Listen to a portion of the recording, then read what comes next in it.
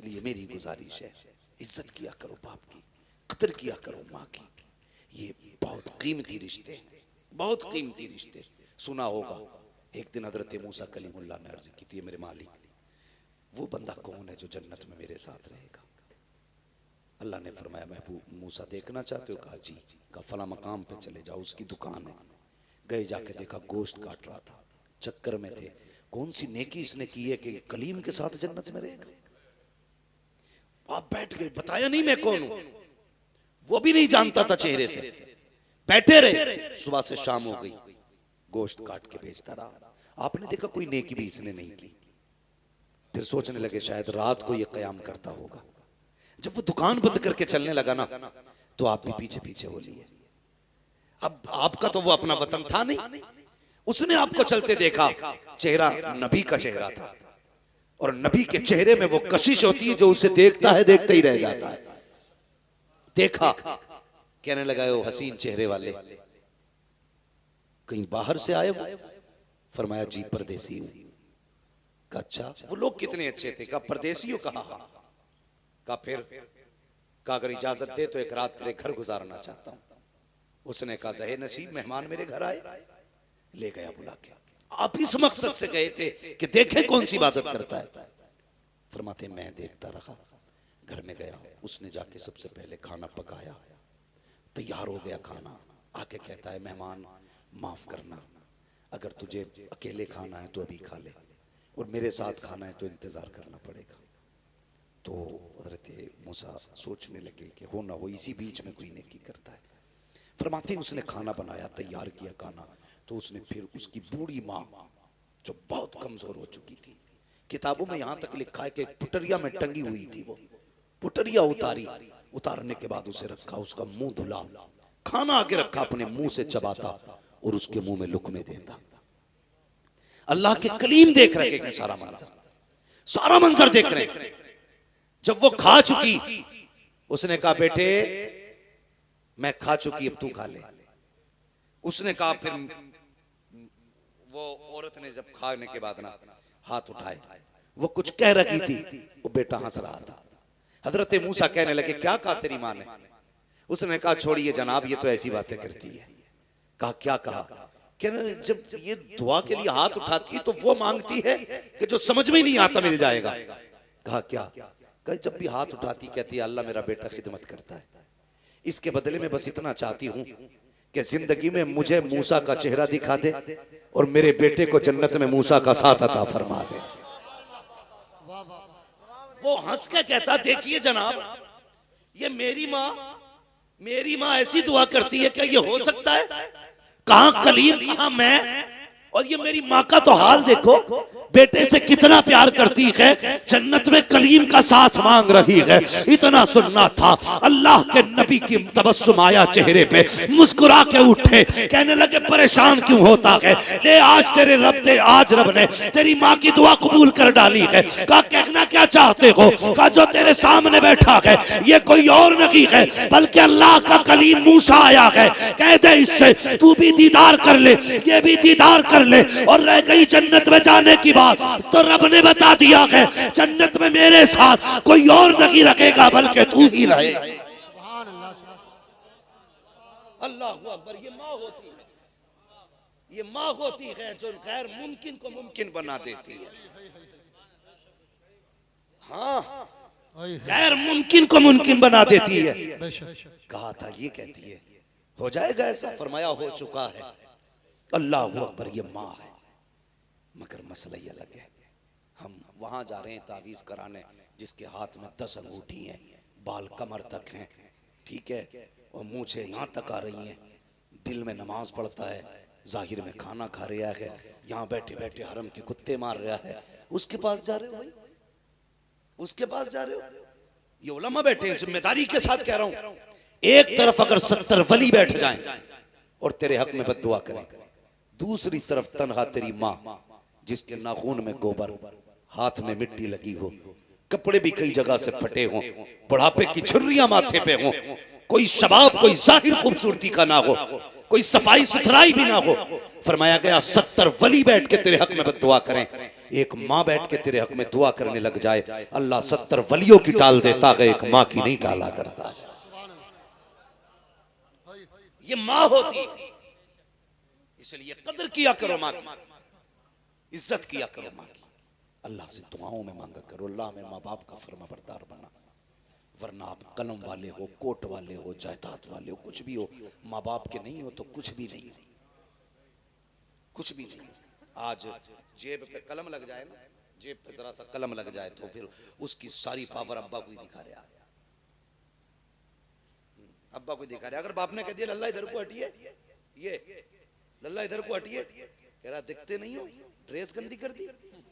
और बेगैरत जिसके हाथों पे मिट्टी बता रहा है ना, तो अगर इसने अपने गंदे कपड़े पहन के मजदूरी ना की होती ना, आज तेरे बदन पे साफ कपड़े नहीं होते। हाँ, तेरे बदन पे साफ कपड़े नहीं होते। आज जिससे कह रहा है ना तुमने कपड़ों का ख्याल नहीं किया, अगर इसने अपने कपड़ों का ख्याल किया होता तो शायद कोई तुझे पहचानने वाला भी नहीं होता। हाँ, कभी ख्याल आया करे ना, वो क्या मेरे सामने, वो क्या मेरे सामने। मैं एक बात और कह के जाना चाहता हूँ, खुदा के वास्ते, जिस तरह बाप की इज्जत करते हो ना, बाप के बाद बड़े भाई की भी उतनी इज्जत किया करो, उतनी इज्जत किया करो बड़े भाई की। इसलिए ज़ैगम भाई बाप के बाद भाइयों को बड़ा भाई बाप बन के पाला करता है, बाप बन के पाला करता है। कई भाइयों को मैं ऐसों को जानता हूं, ये आंखों देख की बात है, कोई किताबी नहीं है जो हवाले मांगो मुझसे, आंखों देख की बात है कि भाइयों ने मजदूरी करके छोटों को पढ़ाया। आज जब वो सर्विस पे लगे, वो कल भी मजदूरी कर रहा था, आज भी कर रहा है। न कल उसके बच्चों का ठिकाना था, ना आज उसके बच्चों का ठिकाना है, और सारी चमक उसी गरीब को दिखाई जाती है। डर अल्लाह से, डर अल्लाह से। उसके हाथ में ठेला है, उसका कोई कसूर नहीं है। तेरे हाथ में कलम है, तेरा कोई कमाल नहीं है। ये सारे फैसले कुदरत के हैं। वो जिसे चाहता है फर्श पे डाल देता है, जिसे चाहता है अर्शों पे उठा देता है। इसलिए कदर किया करो रिश्तों की, खास करके उनकी तो ज्यादा कदर करना जिन्होंने जिंदगी तुम्हारे लिए लौटा दी, जो जिंदगी तुम्हारे नाम कर देते।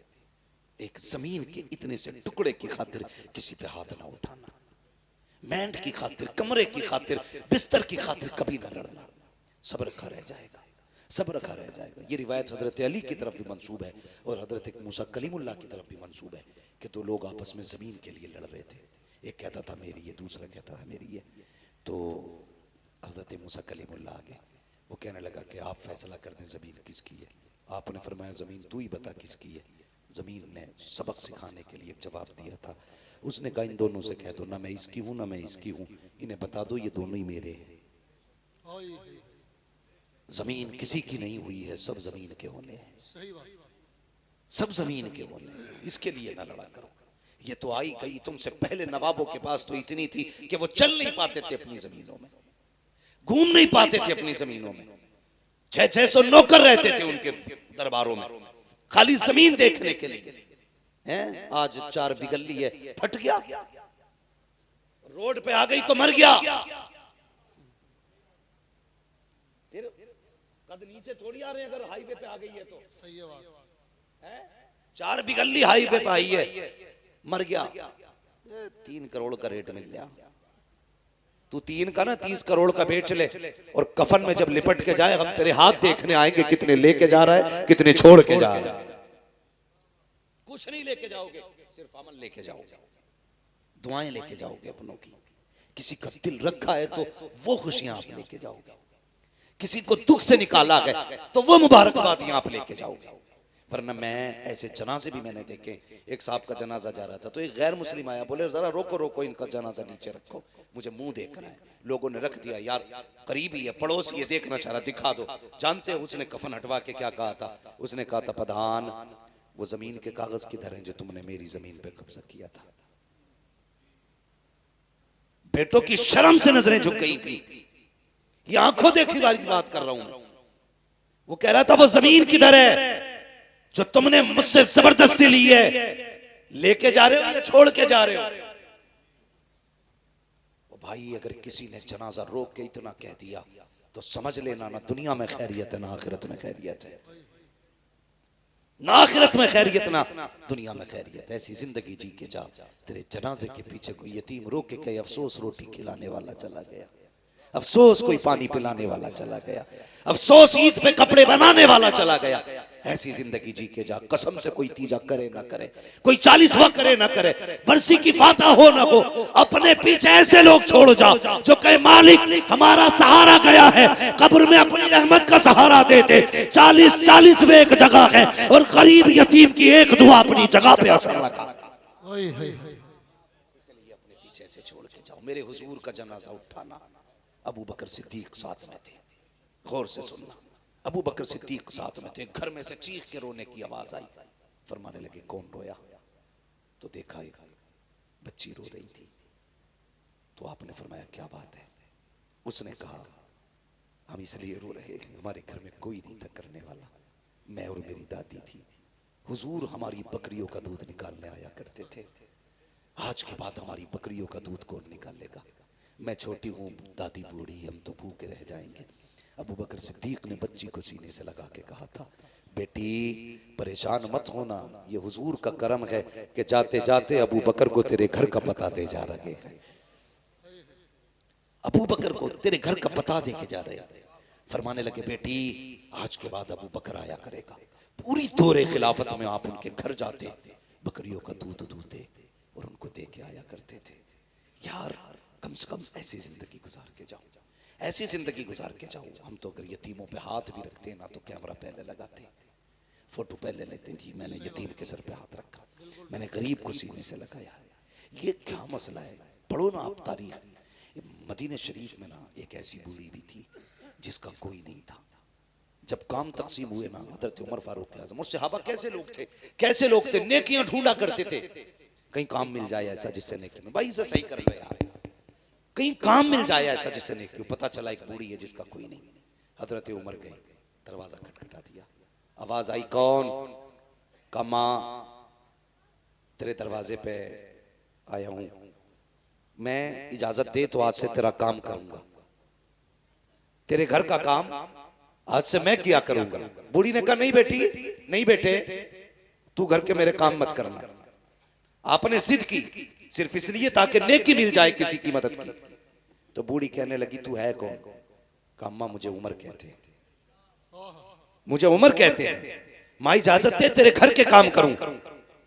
तो माँ कहने लगी बेटे कोई है जो आता है मेरे घर का काम करके चला जाता है। हजरत उमर कहते हैं क्या नाम है उसका? तो बूढ़ी कहने लगी नाम तो उसने आज तक नहीं बताया, आज तक उसने नाम नहीं बताया, आज तक नाम नहीं बताया उसने। अच्छा फिक्र हुई कि चलो आता कब है? का रात को आता है या किसी भी वक्त आता है, काम कर जाता है। हजरत उमर कहने लगे देखूंगा कौन है वो। खड़े हो गए, आधी रात गुजरी ना, देखा कोई नंगे पैर दबे पैरों से आ रहा था, चेहरे पे कंबल पड़ा है। और जैसी दरवाजे पे आया, हजरत उमर ने चुपके से आके कंधे पे हाथ रखा, आने वाले जरा नाम तो बता तू है कौन? अल्लाह अकबर, इतना सुना है। आने वाले ने जैसी कंबल चेहरे से हटाया, हजरत उमर फारूक आजम की चीख निकल गई। क्या देखते हैं? वो छुप के आने वाला नबी का अबू बकर सिद्दीक है, वक्त का अमीरुल मोमिनीन है, अपने वक्त का खलीफा है। हैरत में है, कहते हैं अमीरुल मोमिनीन बता तो सही रात में क्यों आते हो? यार ताकि नेकी किसी पे खुल ना जाए इसलिए सन्नाटे में आता हूँ। कहा ये तो बताइए चप्पल जूता क्यों नहीं पहना? कहा इसलिए नहीं पहनता हूँ कहीं मेरी आहट से किसी की आंख ना खुल जाए, अगर आंख खुल गई तो बात पता चल जाएगी, अगर ये नेकी का पता चल गया तो हो सकता है कयामत में खुदा मुंह पे मार दे। और यार अबू बकर हो करके अगर नंगे पैर जा करके चुप करके नेकी करता है तो बता तुझे किसने हक दे दिया है कैमरे के आगे किसी गरीब की गरीबी का मजाक उड़ाया? क्या बात है, किया करो, किसी की गुर्बत का तमाशा न बनाया, मत बनाया करो तमाशा, किसी को जलील न किया करो। भाई नेकी ऐसे करनी है कि किसी को पता न चले, किसी को पता न चले, यतीम का घर भी चल जाए उसकी इज्जत भी रह जाए। हाँ, हजरत आयशा सिद्दीक़ा रज़ियल्लाहु ताला अन्हा ने एक मर्तबा अपने भांजे को ना कुछ अनाज दिया, फरमाने लगी जाओ हमारी पड़ोस में फलां शख्स है बड़ा गरीब है, उसके यहाँ देख के आ जाओ। जाने लगे ना तो उम्मुल मोमिनीन ने बड़ी बात कही थी। फरमाने लगी जा तो रहा है बेटे लेकर के, पहली बात तो उसके हाथ में मत देना, दूसरी बात नाम मत बताना, हाँ नाम मत बताना। अल्लाह अकबर। वो गए, दिया यानी रखा, वापस आ गए। कहने लगे खाला ये बात समझ में नहीं आई, आपने नाम बताने से मना क्यों किया? फरमाने लगी इसलिए मना किया मैंने, अगर तुम उसे मेरा नाम बता देते कि फलां ने भेजा है, तो जब भी कभी हमारी गली से गुजरता उसको शर्म आती कि इनका मुझ पे एहसान है। कहने लगे वो शर्मिंदा हो जाता और कहती आयशा नहीं चाहती मेरी वजह से हुजूर का कोई उम्मती शर्मिंदा हो। अच्छा ये बात समझ में आ गई, फिर हाथ में देने से मना क्यों किया? देखो यार इसे नेकी कहते हैं। हाथ में देने से मना क्यों किया? फरमाने लगी इसलिए कि हमेशा लेने वाला हाथ नीचे रहता है, देने वाला हाथ ऊपर रहता है। आयशा ये भी नहीं चाहती मेरी वजह से किसी का हाथ नीचे रह जाए, मेरी वजह से किसी का हाथ नीचे रहे। इसे कहते हैं नेकी का शौक, इसे कहते हैं नेकियां। ये भी कोई मसला है यार कि हम दिखा के कहते हैं मैंने फला यतीम को कपड़े बनाए भाई, नहीं भाई इस बार मैंने यार इतने लोगों को फला को बनवाए, उस पर कुछ नहीं था, वो आया मेरे पास जूता टूटा था, मैंने कहा चल ले ले यार। ये नेकी है? कोई नहीं है नेकी। इसे नेकी नहीं कहते, इसे जलील करना कहते हैं। सामने वाले को जलील करना कहते हैं, किसी को जलील ना करो। गरीब भी अपनी इज्जत रखता, अमीर भी अपनी इज्जत रखता है। सबको इज्जतें दिया करो, अल्लाह आपको इज्जत अता फरमाएगा, अल्लाह आपको इज्जत अता फरमाएगा। मैं बस बात खत्म करने लगा। फरमाएगा ए ईमान वालों अपने आप को और अपने घर वालों को जहन्नम की आग से बचाओ, अपने घर वालों को जहन्नम की आग से बचाओ। तो कोशिश क्यों नहीं करते जहन्नम की आग से बचाने की? क्यों नहीं करते? आज जैगम भाई सब कहते हैं यार 20% है, कुछ भी ना होगा, 20% है, क्या कर लोगे? तुम नहीं जानते। जब तुम्हें ये एहसास हो कि कम लोग कुछ नहीं कर पाते, तो इस्लाम कहता है कि जंगे बद्र देख लिया करो, और जब तुम्हें अपनी कसरत पे घमंड हो तो जंगे हुनैन देख लिया करो। ये इस्लाम की तारीख है। तुम कभी भी कसरत से कामयाब नहीं हुए, खुदा की रहमत से कामयाब हुए, खुदा की रहमत से कामयाब हुए। तुम कभी भी कम होने की वजह से जलील नहीं हुए, हमेशा अपने घमंड की वजह से तुम शर्मिंदा हुए। जब जब तुमने ये सोचा हम बहुत हैं, हम यूं हैं, हम ये हैं, तभी तुम्हें जलील होना है। ये याद रखना, जलील होना है। वो किसी ने कहा था मिटा दे अपनी हस्ती को अगर कुछ मर्तबा चाहे, कि दाना खाक में मिलकर गुले गुलजार होता है। एक बात याद आ रही है, बता दूं, जरूरत इस वक्त की ये नहीं है कि हमारी तादाद बढ़ जाए, जरूरत इस वक्त की है कि हम सब के सब इकट्ठे हो के हुजूर की चौखट पे आ जाए। इस वक्त ये जरूरत है, हुजूर की चौखट पे आ जाए। चर्बी चढ़ गई है लोगों की आंखों में। हाँ, हर जमात, शिया अपनी जमात बढ़ाने पे लगे, राफजी अपनी जमात बढ़ाने पे लगे, खारजी अपनी जमात बढ़ाने पे लगे, वहाबी अपनी बढ़ाने पे लगे हैं, सब अपनी अपनी बढ़ाने पे लगे। हम हैं कि अपनी काटने पे लगे, हम अपनी जमात को काटने पे लगे, हम घटाने पे लगे। निकालो इसको, ये मौलवी ठीक नहीं, ये पैसे लेता है, ये हंसाता है, ये बातें करता है। अपना काम करना। खुदा तू नहीं है, खुदा वो है जिसने पैदा किया है। तुझे हिसाब नहीं देना, हिसाब उसे देना है जिसने पैदा किया है। अपनी सोच, दूसरे की फिक्र मत कर। हम एक दूसरे की जड़ें काटने पे लगे। मिटा दे अपनी हस्ती को अगर कुछ मर्तबा चाहे, कि दाना खाक में मिलकर गुले गुलजार होता है। खत्म कर अपने आप को, ये मैं खत्म कर दे, अना खत्म कर दे। जब मस्जिद में जाके तू ये सोचेगा ना मैं नमाज पढ़ने आया हूं, अल्लाह सजदे मुंह पे मार देता है। तूने ये सोच भी कैसे लिया मैं आया हूं? ये वो चौखट है, एक ही सफ में खड़े हो गए महमूद अयाज, ना कोई बंदा रहा ना कोई बंदा नवाज। खत्म करो अपने आप को, अना खत्म कर दो, मिटा दो, भूल जाओ कि हम भी कुछ हैं। अगर छोटे से भी गलती हो जाए तू माफी मांग ले, क्या चला जाएगा? उससे कहते माफ कर दे, कसम खुदा की। इतना कह दोगे ना, खुदा भी राजी हो जाएगा, मुस्तफा भी राजी हो जाएगा। सारे करबला वालों से मोहब्बत करते हैं ना, करते हैं कि नहीं? सबको हसनैन करीमैन से प्यार है ना? अल्लाह ताला हमें उनकी मोहब्बतों का सदका अता करे। मैं सिर्फ एक बात कहना चाहता हूं, हसनैन करीमैन दोनों भाइयों में किसी बात को लेकर के नाराजगी हो गई। 3 दिन गुजर गए ना, 3 दिन गुजरे तो इमाम हुसैन ने इमाम हसन को खत लिखा। कहा भाई नाना की हदीस याद नहीं है कि मोमिन से 3 दिन से ज्यादा नाराज नहीं रहना चाहिए। ये लिखा तो उधर से खत आया, नाराज हैं दोनों, मिलने नहीं आए। इमाम हसन ने खत लिखा, फरमाने लगे फिर तुम क्यों नहीं आए?